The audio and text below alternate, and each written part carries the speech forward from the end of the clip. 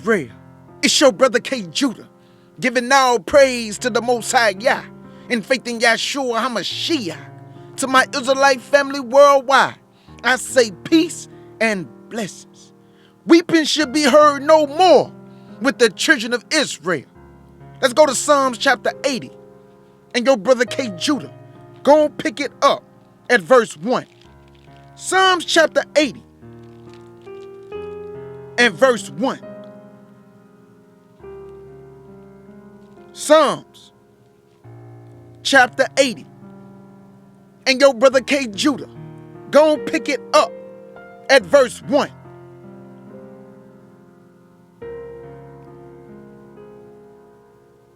And it reads, "Give ear, O shepherd of Israel, thou that leadest Joseph like a flock, thou that dwellest between the cherubims, shine forth. Before Ephraim and Benjamin and Manasseh stirred up thy strength, and come and save us. Turn us again, O God, and cause thy face to shine, and we shall be saved. O Lord God of hosts, how long wilt thou be angry against the prayer of thy people? Thy feedest them with the bread of tears." Read that again, K. Judah. "Thy feedest them with the bread of tears, and givest them tears to drink in great measure." Family, we are a people. All we do is share tears because of this condition, because of the anguish and the pain and the great grief that we go through on a daily basis. Verse 5 again, "Thou that feedest them with the bread of tears, and givest them tears in great measure. Thou makest us a strife unto our neighbors, and our enemies know my friends. And our enemies laugh among themselves. When they kill us, they laugh. They high-five each other and make mockery of the blood that has been shed, that's running down the pavement while they standing there and leave the body for the fowls of the air. In the hot heat of the day, they mock, they laugh us to scorn, family. But the Lord is going to do something, and we're going to find out what it is." Verse 6 again, "Thou makest us a strife unto our neighbors, and our enemies laugh among themselves. Turn us again, O God of hosts, and cause thy face to shine, and we shall be saved. Thou hast brought a vine out of Egypt. Thou hast cast out the heathen and planted it. Thou preparest room before it, and did it cause it to take deep root. And it filled the land. The hills was covered with the shadow of it, and the boughs thereof with the goodly cedars. She sent out her boughs unto the sea, and her branches unto the river. Why hast thou then broken down her hedges, so that all that which pass by the way do pluck her? All nations destroyed the children of Israel. All nations have had their hand in destroying the children of Israel." Verse 13, "The boar out of the wood do waste it, and the wild beasts of the field do devour it. Return, we beseech thee, O God of hosts. Look down from heaven, and behold, and visit this vine, and the vineyard, which thy right hand hath planted, and the branch that thou madest strong for thyself. It is burned with fire, it is cut down. They perish at the rebuke of thy countenance." And that's what we doing, family. We sharing tears in the midst of oppression. We sharing tears in the midst of being murdered. We sharing tears in the midst of watching our babies die before our eyes. But this weeping shall come to a halt one day, family. Let's go to 2 Corinthians chapter 4. And y'all brother K. Judah is going to pick it up at verse 15. "This ain't nothing but a light affliction. And I know it's hard. And I know the nations get to mock and they get to laugh while we sit here and shed tears for the pain and the suffering and the grief that we go through on a daily basis. But a change will come, family." 2 Corinthians chapter 4. And y'all brother K. Judah, go pick it up at verse 15. 2 Corinthians, family, chapter 4. And I'm going to pick it up at verse 15. And it reads, "For all things are for your sakes, that the abundant grace might through the things given to many redound to the glory of God. For which cause we faint not. Read that again, K. Judah. For which cause we faint not. One more time, K. Judah. For which cause we faint not. But through our outward man perish, yet the inward man is renewed day by day. For our light affliction, which is but for a moment, worketh for us a far more exceedingly and eternal weight of glory. So I understand, Israel, what you're going through, because I'm going through it with you. But understand this, family. This is nothing but a light affliction. What the Lord has prepared for you, Israel, the mind cannot even fathom. What the Lord have prepared for you, Israel, our minds cannot even understand and fathom. So guess what? Weeping among you shall be no more. Your tears among you shall be no more. Because the Lord is about to take away all that from you and turn your captivity and gather you and place you in the land that he gave to your fathers. And you shall possess that same land. The Lord will do it because he said so. Verse 18. While we look not at the things which are seen, talking about faith. While we look not at the things which are seen, talk about faith. While we look not at the things which are seen, but at the things which are not seen. For the things which are seen are temporal, but the things which are not seen are eternal. And that is your faith, family. Don't worry about the stuff you can see with your eyes. Be more in tune with the things you cannot see. We never saw Yahshua HaMashiach, but my faith let me know he died and rose on the third day.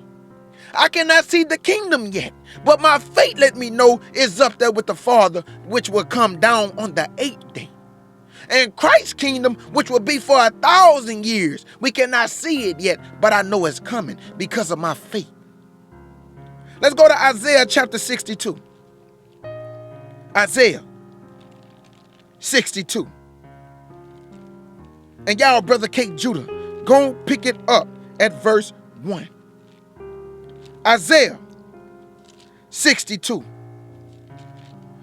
All the suffering we've been through is not in vain. This is a light affliction. Why? What the Lord about to do, K. Judah? Let's see. Isaiah chapter 62. And your brother K. Judah, go pick it up at verse 1. Isaiah 62 and verse 1. And it reads, For Zion's sake will I not hold my peace, and for Jerusalem's sake I will not rest, until the righteousness thereof go forth as the brightness, and the salvation thereof as a lamp that burneth. And the Gentiles shall see thy righteousness, and all kings thy glory. And thou shalt be called by a new name, which the mouth of the Lord shall name. Thou shalt also be a crown of glory in the hand of the Lord, and a royal diadem in the hand of thy God. Thou shalt no more be turned forsaken. Read that again, K. Judah. Thou shalt no more be turned forsaken. One more time, K. Judah. Thou shalt no more be turned forsaken. Everybody call us forsaken.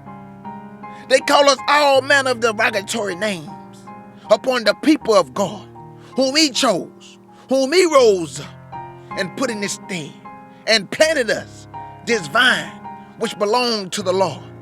But everybody say we have been forsaken, but we have not been forsaken. Because if it has not been for the Lord, they'll wipe us out, family. If it has not been for the Most High Yah through his son, Yahshua HaMashiach, these people will wipe us out. Do you see? Verse 4, thou shalt no more be turned forsaken, neither shall thy land any more be turned desolate, but thou shalt be called Hezabah, and thy land Beulah, for the Lord delighted in thee, and thy land shall be married.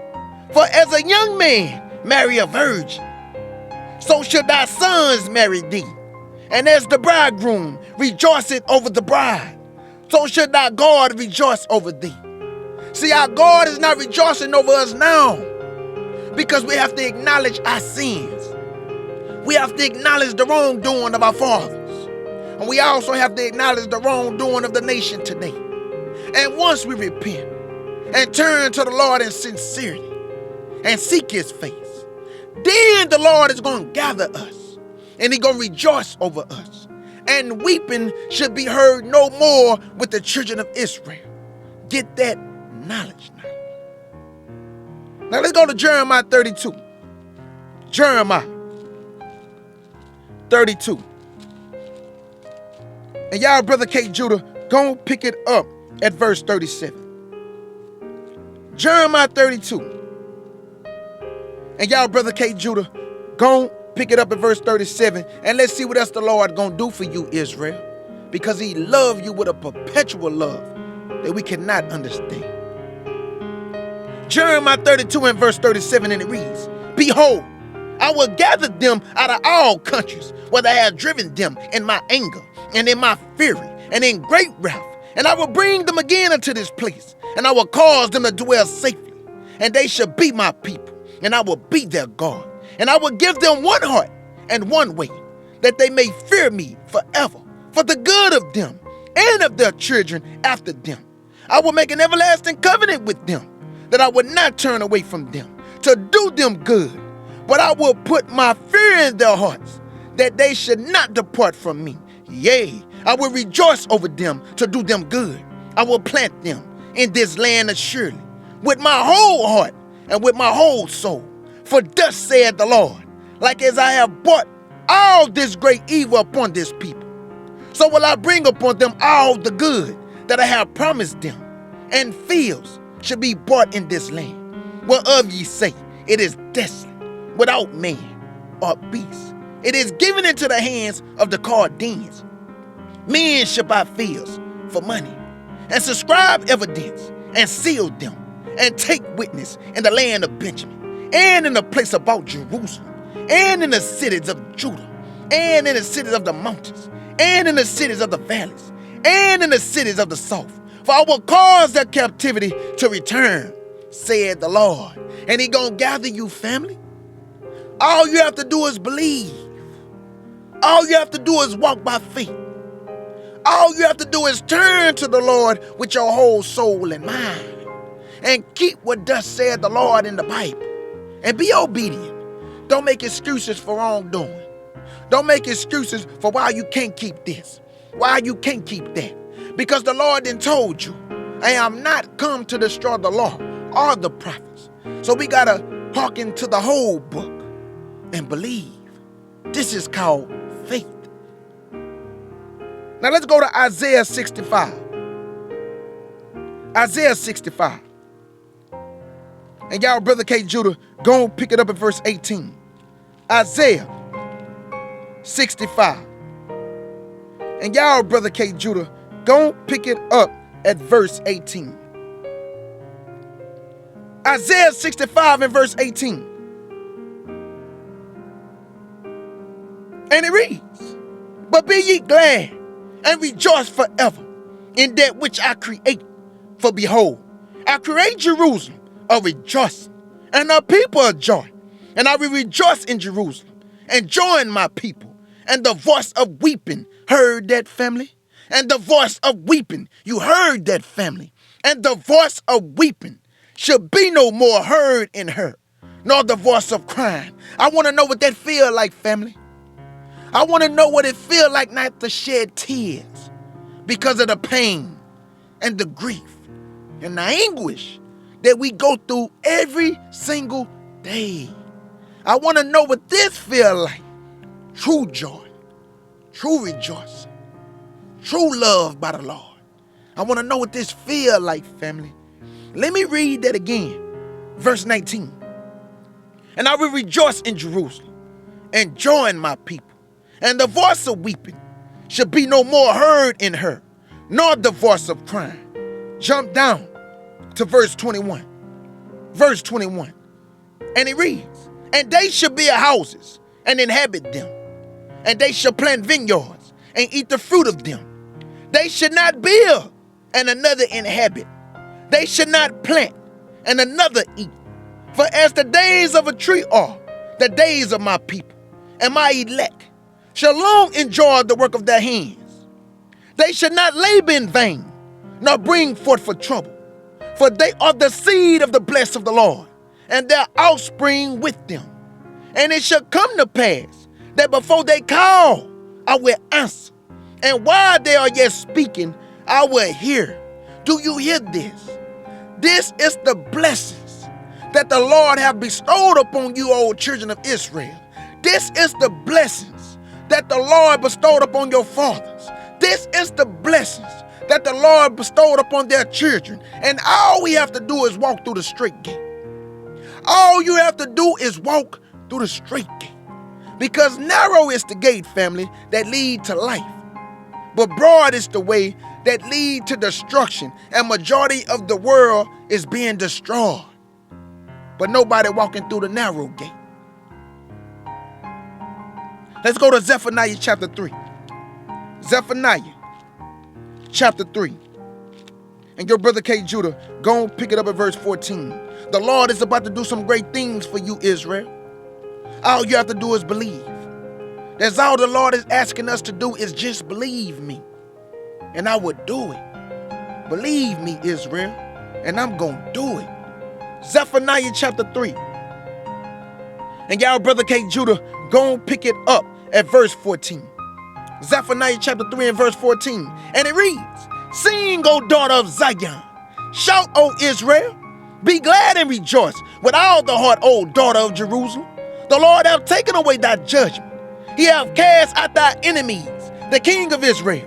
Even the Lord is in the midst of thee. Thou should not see evil anymore. I want to know what this feel like, family. I want to know what it feel like not to see evil. Not to see the babies dying. Not to see mothers dying. Not to see fathers dying. Not to see brothers dying. Not to see sisters dying. I want to know what this feel like not to see evil. Verse 15 again. The Lord hath taken away thy judgment. He hath cast out thy enemies, the King of Israel. Even the Lord is in the midst of thee. Thou should not see evil anymore. In that day it should be said to Jerusalem, Fear thou not, and to Zion, let not thy hands be slack. The Lord thy God is in the midst of thee, is mighty. He will save. He will rejoice over thee with joy. He will rest in his love. He will joy over thee with singing. I will gather them that are soft for the solemn assembly, who are of thee, to whom the reproach of it was a burden. It is a burden, family. Behold, at that time, I will undo all that afflict thee. Behold, at that time, I will undo all that afflict thee. Behold, at that time, I will undo all that afflict thee. I will save her that halted, and gathered her that was driven out. I will get them praise and fame in every land where they have been put to shame. That's why I ain't worrying about you nations bowing down to me. Because the Lord done already told my people, my brothers and sisters, that he gonna get us fame.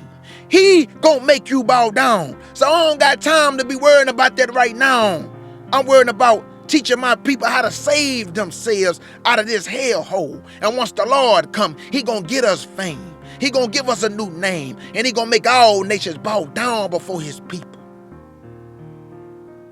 Verse 19, Behold, at that time, I will undo all that afflict thee. I will save her that halted, and gathered her that was driven out. And I will get them praise and fame in every land where they have been put to shame.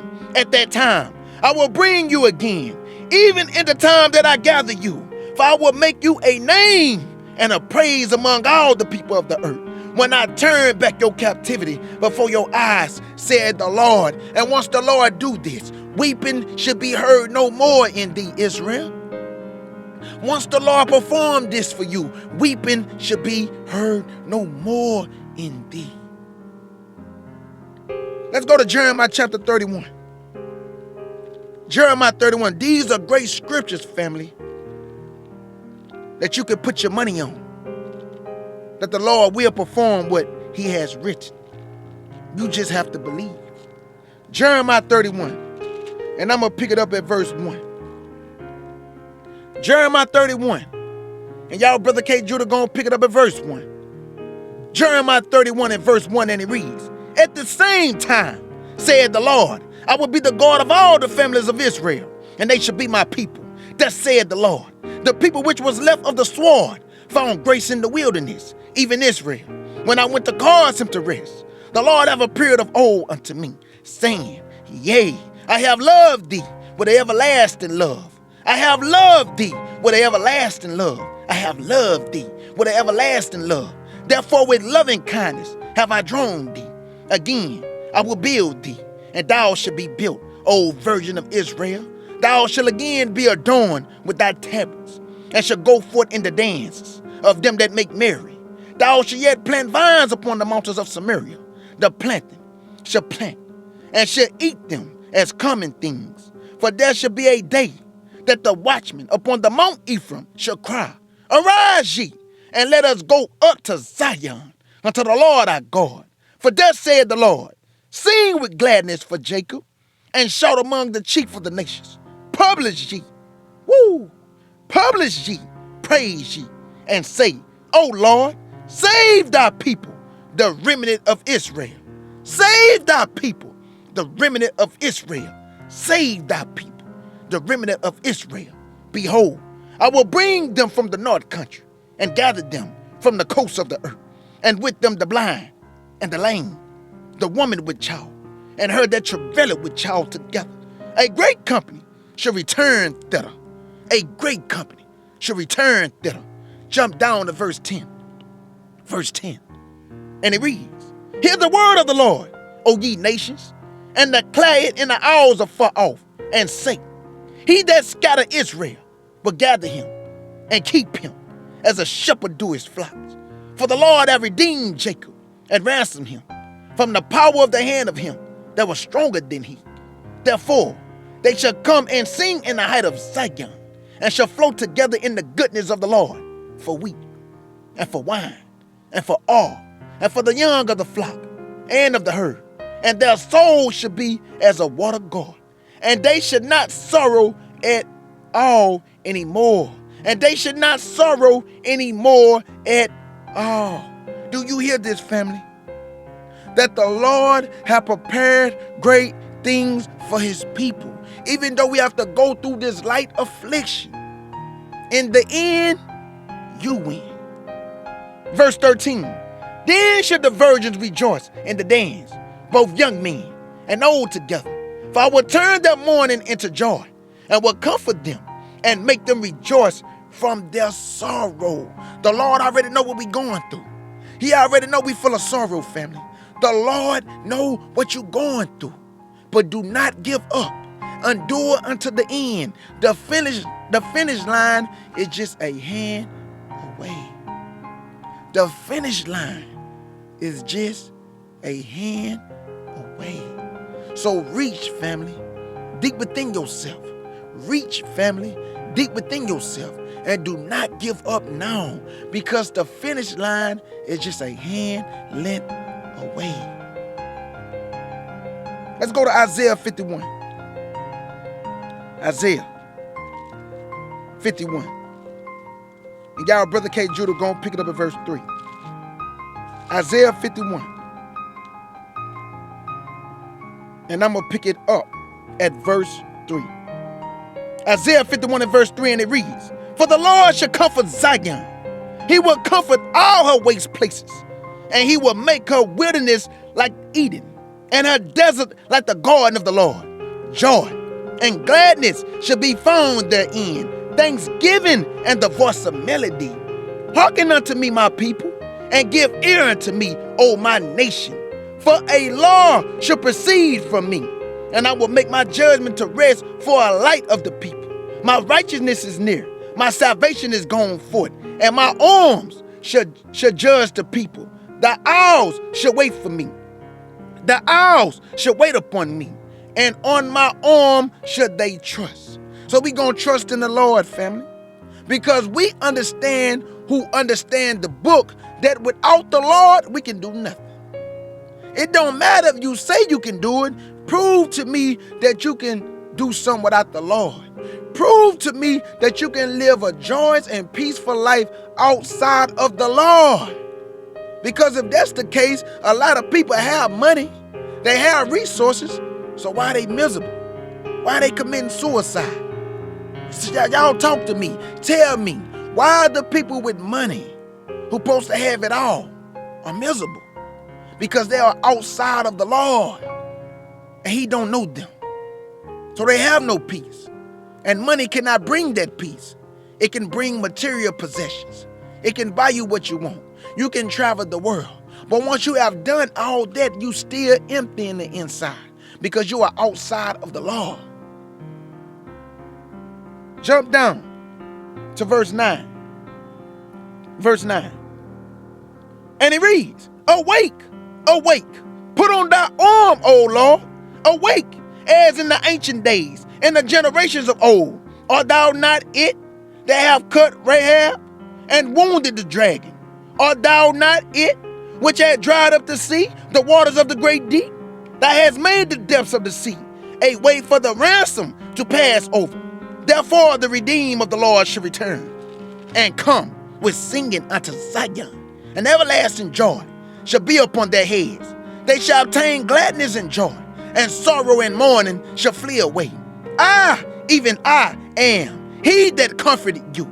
Who art thou, that thou shouldest be afraid of a man that shall die, and of the Son of Man which shall be made as grass? And forgettest the Lord thy Maker, that has stretched forth the heavens, and laid the foundations of the earth, and fear continually every day because of the fury of the oppressor, as if he were ready to destroy. And where's the fury of the oppressor? I don't know, Lord. Because they think they getting away with what they doing to your people. They have forward the affliction. They have went overboard.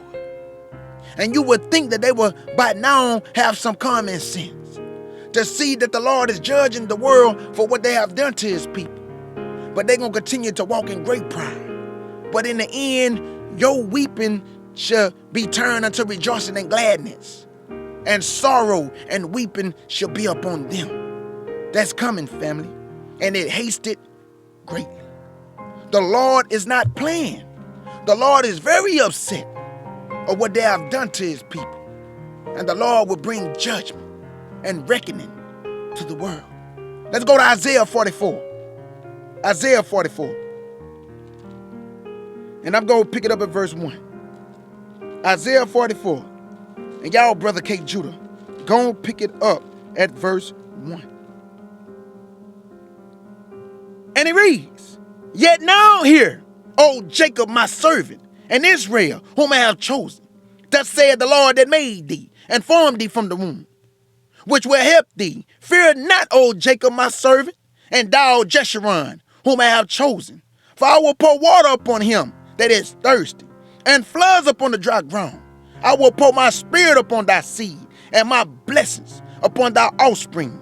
And they shall spring up as among the grass, as willows by the watercourses.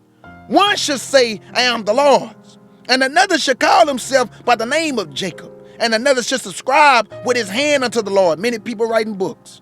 And surname himself by the name of Israel. We changing our name. Verse 6, Thus saith the Lord, the King of Israel, and his Redeemer, the Lord of hosts. I am the first, I am the last, and besides me there is no God. And everybody think this talking about the Most High Yah. But they don't understand that we ain't never dealt with the Father. All we've been dealing with is Christ. So that's why He is telling you, there is no God besides me. I am the first God you have ever dealt with, and I will be the last God you will ever deal with in this flesh and blood body. Once you're a spirit being, then you can deal with the Father, because the Father is a spirit being. And He don't deal with flesh and blood, because He is holy, and we are not holy. Get that knowledge now. Verse 7, And who as I shall call, and shall declare it, and set it in order for me, since I appointed the ancient people, and the things that are coming, and shall come. Let them show unto them. Fear ye not, neither be afraid. Have not I told thee from that time, and have declared it? Ye are even my witnesses. Is there a God besides me? Yea, there is no God. I know not any. The Lord don't know nobody else. I mean, we got the Father on the throne who give the orders to the Son. And the Son handle God's business. That's what y'all don't understand. Christ is doing everything the Father command him. So that's why he is the only God we know. Because we ain't never dealt with the Most High Yah, because we are in the flesh and blood body, and you need a mediator, which is Melchizedek, priest of the Most High God, which is Jesus Christ / Yahshua HaMashiach. Jump down to verse 23. Verse 23. And it reads, "Sing, O ye heavens, for the Lord hath done it. Shout, ye lower parts of the earth. Break forth into singing, ye mountains, O forests, and every tree therein. For the Lord hath redeemed Jacob, and glorified himself in Israel. For the Lord hath redeemed Jacob, and glorified himself in Israel. For the Lord hath redeemed Jacob, and glorified himself in Israel." Let's go to Isaiah 25. And I'm almost done, family. Isaiah 25. And y'all, Brother K. Judah, go pick it up at verse 1. Isaiah 25. And I'm going to pick it up at verse 1. And you don't got to worry about dying no more too, Israel.